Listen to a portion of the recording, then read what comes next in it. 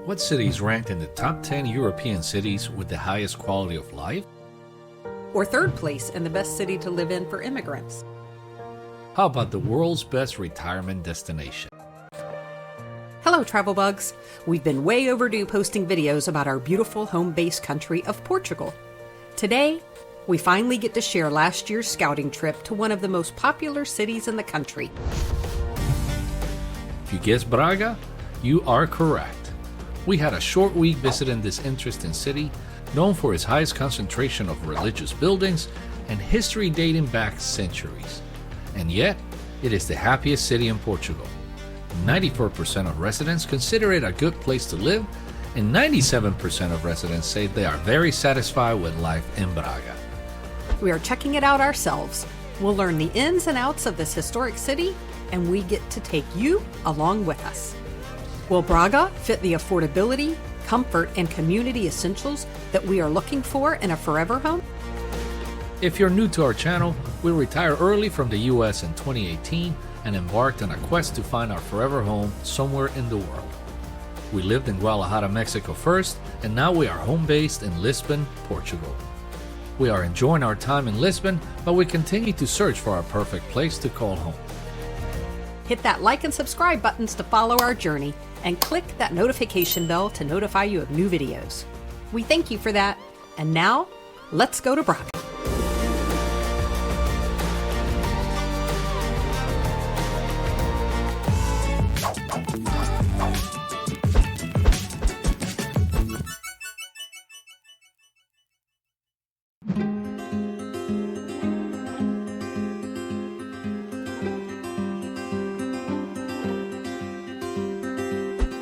Braga is a beautiful city located in the northern region of Portugal. It is the third largest after Lisbon and Porto, and has a total population of little more than 190,000 inhabitants, mostly Portuguese, but other residents come from Brazil, Africa, China, and Eastern European countries. It is one of the oldest cities in the world and was founded by Romans in 16 BC. It is also regarded as the religious center of Portugal, as it is home of more than 30 churches.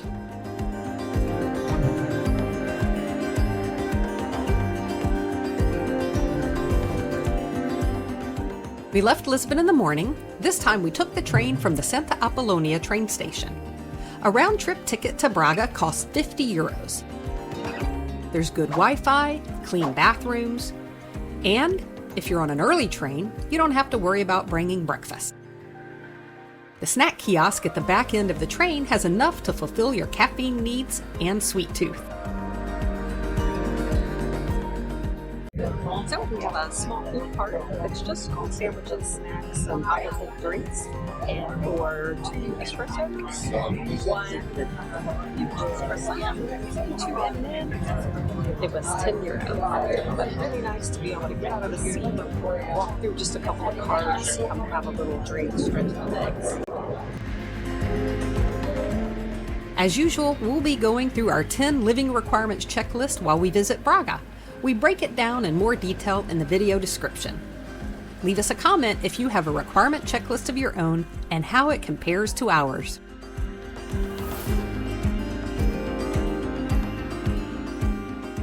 You can't really miss the Braga train stop.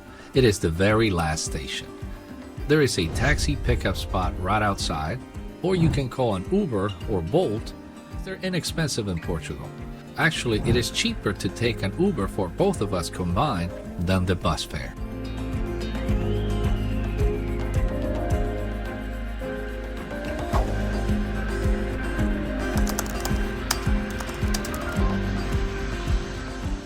If you want to fly into Braga, the closest international airport is Porto's Francisco Sá Carneiro, approximately 50 kilometers south of Braga or 45 minutes by car. There are regular bus and train services available as well.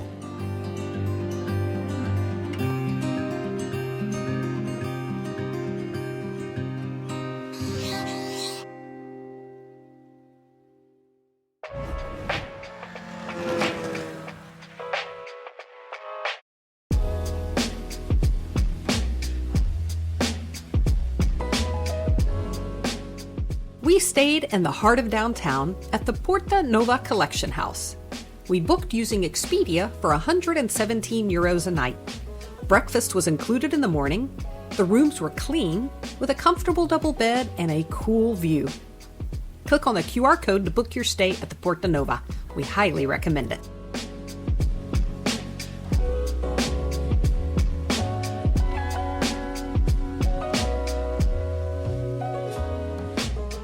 We've heard a lot of buzz about Braga when it comes to comfortable and affordable living. Smaller cities can be a good option when they offer a culturally rich lifestyle, excellent infrastructure, and a relaxing atmosphere. You get this sense of ease, everyone living at their leisurely pace, where family and community come above all else.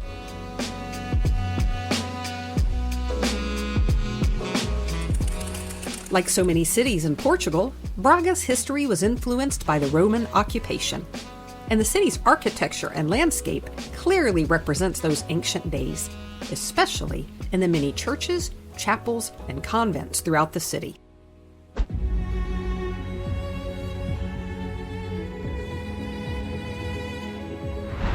Braga is often referred to as the Rome of Portugal and City of Archbishops, due to its numerous churches and religious significance. As a matter of fact, Braga is home to the oldest archdiocese in Portugal, dating back to the 3rd century.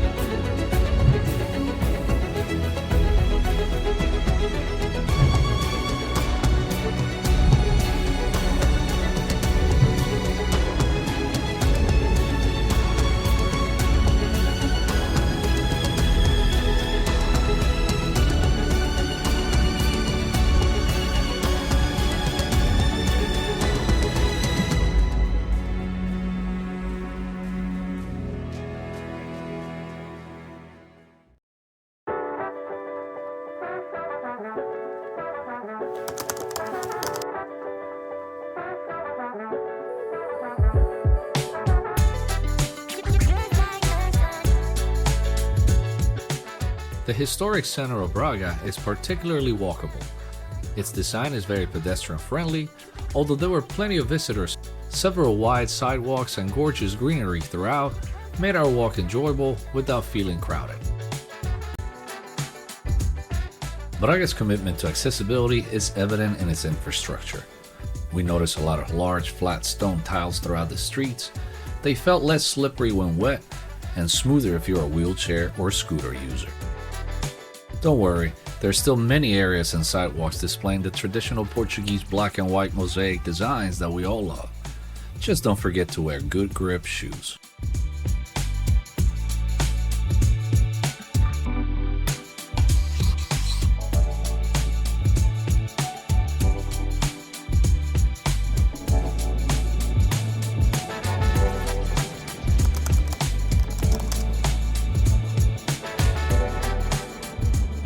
Want to skip walking altogether? Sure, catch a bus. They're easy, fast, and usually on time. The city bus network is operated by TUB and has 70 lines that cover most areas of Braga. Bus fares are in between €1.55 to €2 depending on the zones. You can also use a tourist pass for unlimited travel for 1, 2, or 3 days for up to €8. Trains out of Braga connect to Guimarães, the birthplace of Portugal, Porto for a day trip to the Douro Valley, Lisbon, the nation's capital, and the southern beaches of the Algarve. You don't really need to own a car. You can easily rent one if needed. Parking can be an issue though. Be careful where you leave your car. We saw this parking enforcement officer working very hard for the few days we visited.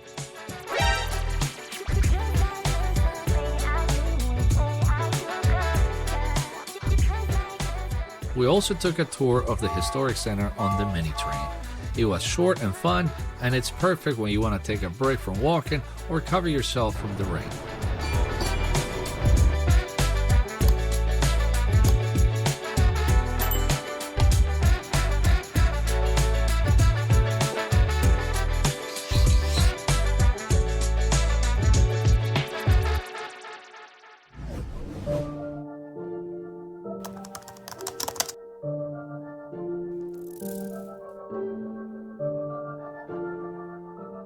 Braga is home to the oldest cathedral in Portugal, the Sé Cathedral.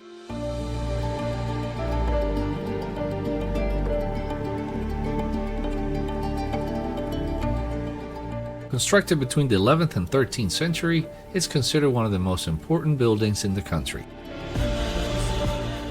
Even before the nation was born, this cathedral already existed, with records tracing it back to 1070.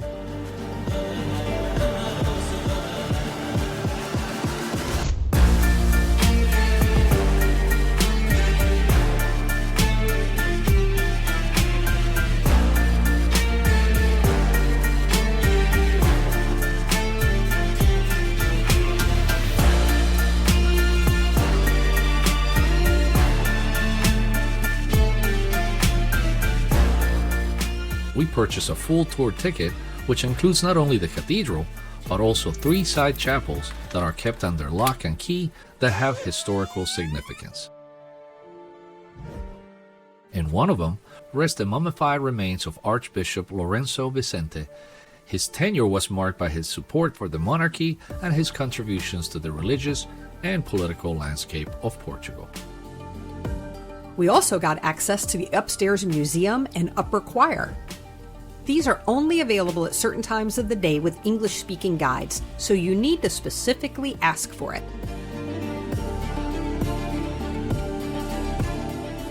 The cathedral is also home to the tombs of Henry of Burgundy and Dona Teresa, parents of the first king of Portugal, Afonso Henriques.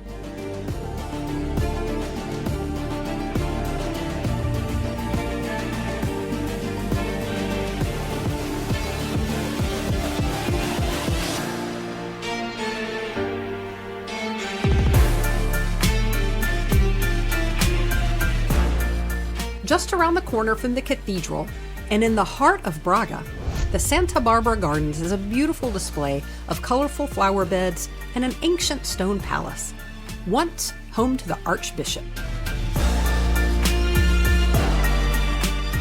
The flowers are well maintained by the city, with annual blooms regularly changed to keep the colors going all year.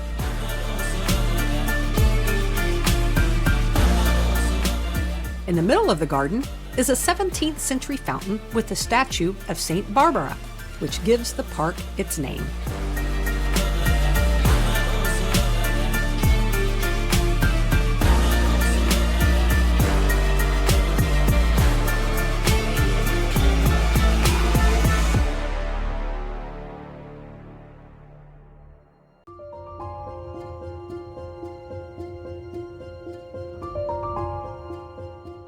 Bom Jesus do Monte is one of Braga's most iconic landmarks. This hilltop sanctuary is just outside the city center and surrounded by forests, ponds, and grottos. To get from the city center to the sanctuary here, right where the funicular is to go up, is the bus number 2. It's €1.55 each. It drops you off at the bottom of the sanctuary, and you can walk up the steps or hop on the funicular. We chose to ride the funicular, which was the first to be built in the Iberian Peninsula, and is the oldest funicular in the world, powered by water counterbalancing.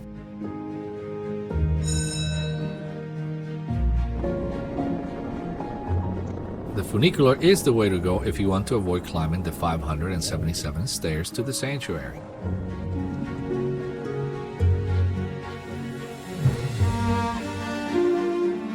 Arriving at the top is impressive, with the beautiful landscape gardens, picturesque fountains, views of the grand staircase, stunning Baroque church, and panoramic vistas of the surrounding landscape.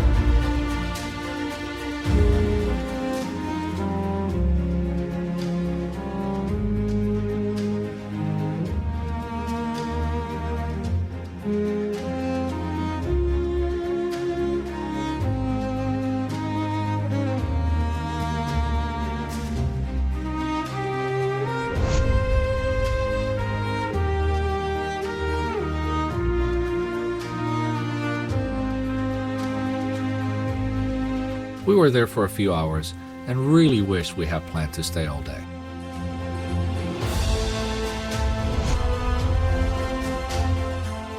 The grounds have an ice cream stand, cafes, boats, and natural life. It is best to visit the sanctuary as early as 9 in the morning when they open and plan on staying all day.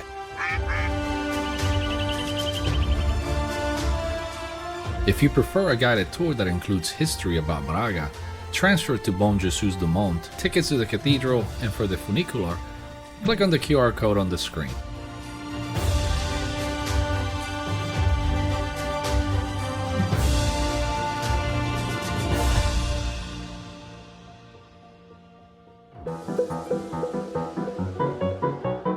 We got to try the famous bacalhau à Braga. It's codfish with potatoes. Both perfectly fried, the flour-battered cod was the star of this dish. A must-have, in our opinion.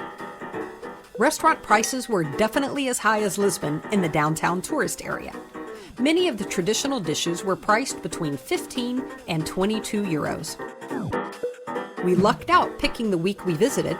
There was a restaurant promotion going on called Verde Cool, a yearly campaign to promote gastronomy and wines from Braga.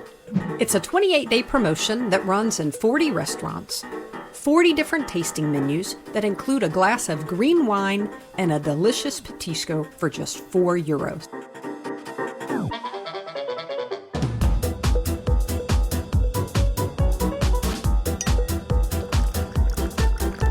Literally, for 20 euros, you could create your own 5-course tasting with wine pairings around the city. We took full advantage.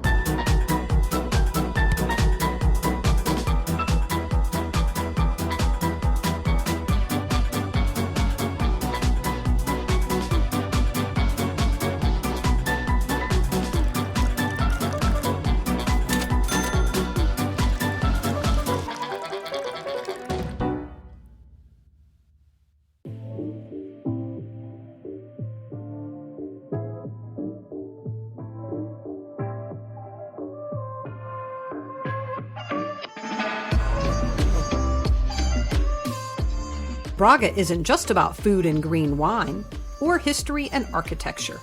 This city loves to celebrate with festivals and cultural events that take place all year round.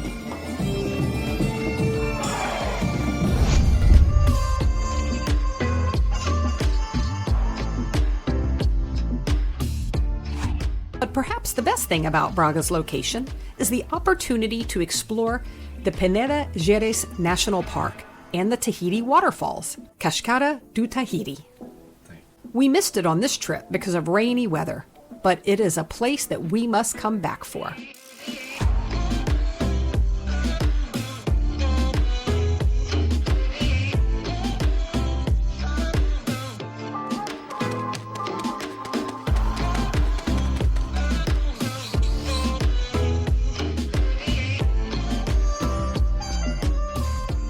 Braga is known as Portugal's happiest city. It has a vibrant, youthful atmosphere that's becoming increasingly urban and English-speaking, thanks to its major university, the University of Minho. It hosts about 20,000 students each academic year, and we briefly met João to ask him the meaning of his uniform and the funds he collects to support his school and his field. All universities in Portugal have a similar uniform, but our one is unique, especially because of the 3-point hat that we have. Yeah. Also, these stripes that we have here, they represent our school. Mine is from, example, the School of Science. Mm-hmm. And the number of ribbons, they tell us in what year we are. So I have 2 because I'm in the 2nd year. Today I'm selling tickets to raise money for my degree to organize our part of the final year parade that occurs here in the center of the city. Nice. And each degree has its own bus, and the freshmen go behind that bus representing their degree. College sweatshirts and swag aren't really a thing in Portugal. It's good to see the younger generation showing their pride for their school of education. João said that the girl he was waiting for wasn't his girlfriend, but I know when I see the face of someone with a crush.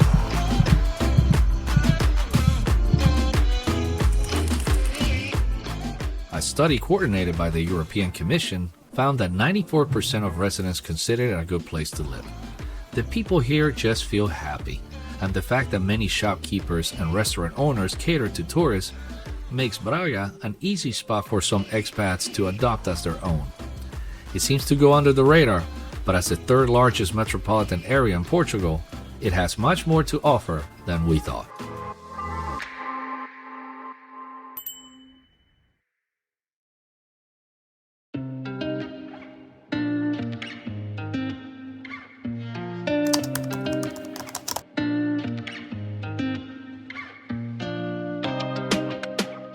The weather was very pleasant when we visited, until it rained half the time.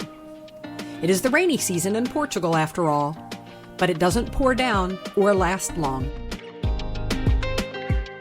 Nowhere near the rainy season in Mexico when we lived there.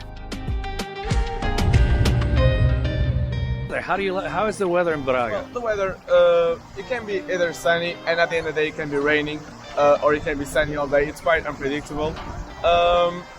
And yes, in the winter it rains a lot, like really hot, and in the summer it can reach like 38 degrees tops normally. Okay. Braga has a temperate Mediterranean climate with a clear distinction between the dry, hot summer and the wetter winter. We prefer more sunny days than the on and off unpredictable rain that you get in Braga. We've been told that you should always carry an umbrella as part of your daily apparel.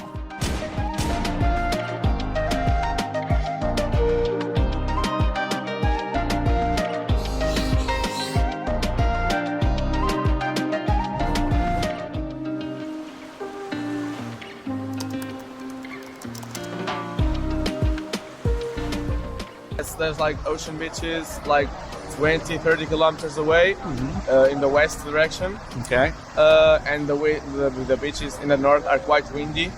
There comes like winds from the north like all the time. Wow. So you gotta make sure to take your wind stopper. And is it popular with tourists or no? The beach, more not locals. so popular as the beaches in south of Portugal, like Algarve. Yeah. Or Caparica. Caparica, especially. Yeah.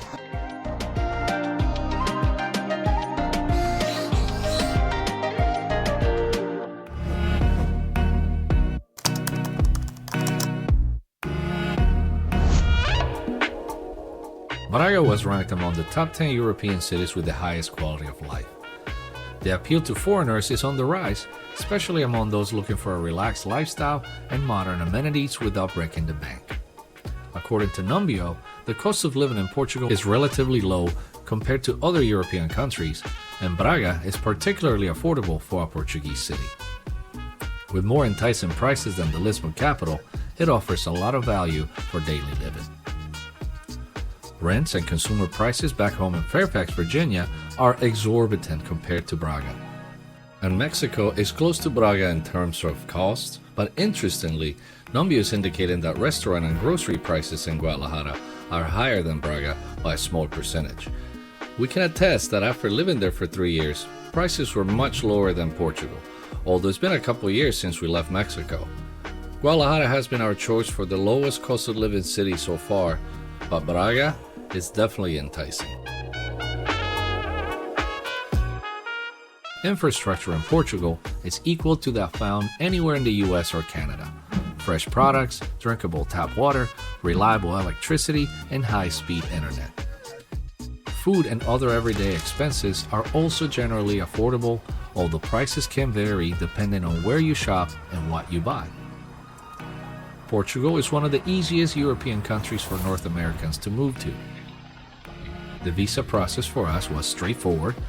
We applied for a D7 visa to reside in Lisbon, our current home base, and we still fall under the Portuguese non-habitual resident program. Unfortunately, the NHR tax benefit scheme is no longer available for most people as of 2024. However, that should not deter you from considering other benefits that Portugal offers for a better quality of life. The other alternatives for retirees is through the Golden Visa. Just remember that as of 2024, real estate investment is no longer an option. Applicants can no longer pursue residency through the purchase of a property in Portugal. We have a series of vlogs explaining the residency process we went through almost 3 years ago now, and you can find them here. And if you're planning a move to Portugal, check out Border and get $10 off when you use our link in the description below to obtain your NIF or bank account. They offer a very efficient and reliable service, so it's one less thing for you to worry about.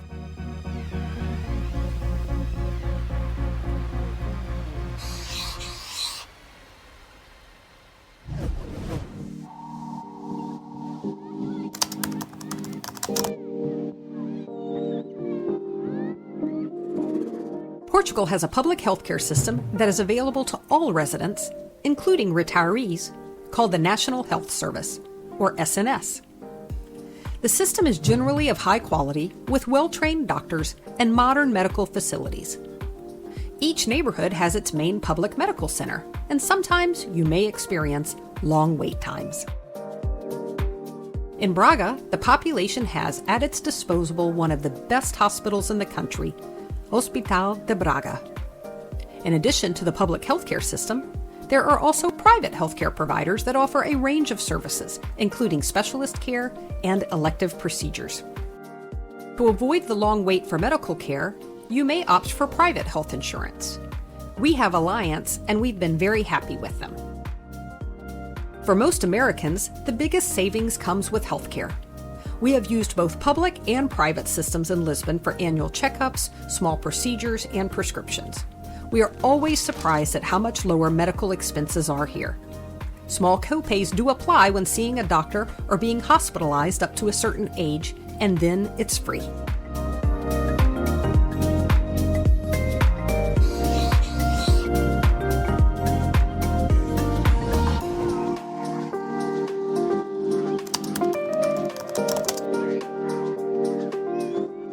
Safety is also a very important consideration among Americans when planning on living overseas. According to the 2023 Global Peace Index rankings, Portugal was 7th on the list of safest countries in the world. Crime rate is low, gun violence is practically unheard of, and even elderly residents live without cars, walking around after dark without fear. We never feel uneasy in Lisbon, and felt the same way in Braga. Most of the streets were lit and quiet with good police presence. As long as you practice good judgment and proper safety precautions, you will survive and thrive in Portugal.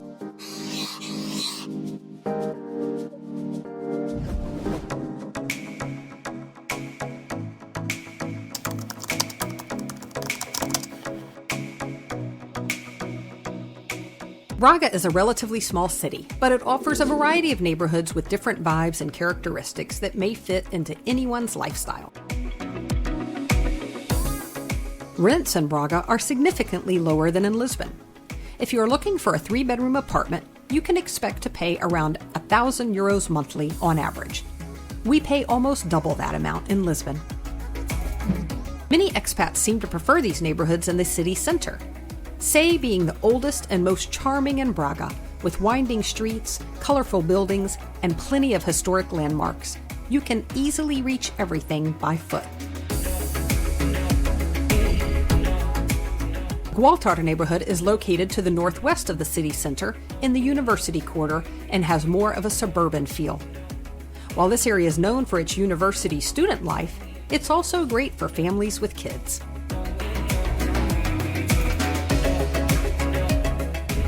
Tanois is located to the southeast of the city center. It's a popular neighborhood among families. It offers plenty of amenities, including shopping centers, schools, and sports facilities. And it's well connected to the city center by public transport. These are just few examples of the many neighborhoods in Braga. In general, the rental market in Braga is fairly stable and rising, with more demand for rental properties. This is part due to the city's relatively low cost of living, which makes it an attractive option as a place to live, especially for foreigners. Local students and young professionals are starting to feel the squeeze in prices as Braga gains popularity.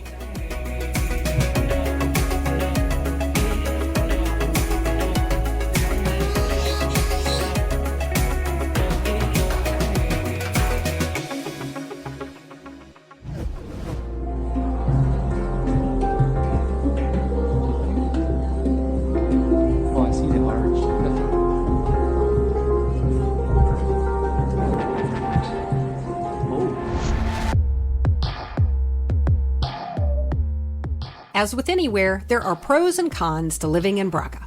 It is rich in history and culture. Its proximity to Penedeiros National Park and easy train access to Porto makes it even more appealing. But while Braga is more affordable and less touristy than Lisbon or Porto, it does have its drawbacks. Winters can be cold and gray. Many people consider it too small compared to larger metropolitan areas. Public hospitals are often crowded, and transportation options for day trips are limited. And let's not forget the 8 months of unpredictable rain. Despite these cons, Braga's friendly community, walkable streets, relatively affordable housing, green wine, food, and abundance of green spaces make it a charming and practical choice for many. Checking off 9 out of 10 of our requirements, well, maybe 8.5 because the airport's a bit too far, but I guess not paradise perfect to us, but still a beautiful city full of benefits for many to consider. We prefer the cosmopolitan feel of Lisbon for now, and we will continue to travel in search of our true paradise city. Braga, ranking as one of the top 10 European cities for quality of life, and home to many happy expats, would you consider living there, or is it just a place you would visit? Tell us in the comments below. If this video is helpful, please hit the like and subscribe buttons. It will really mean a lot to us and help it spread to more people. Bye for now.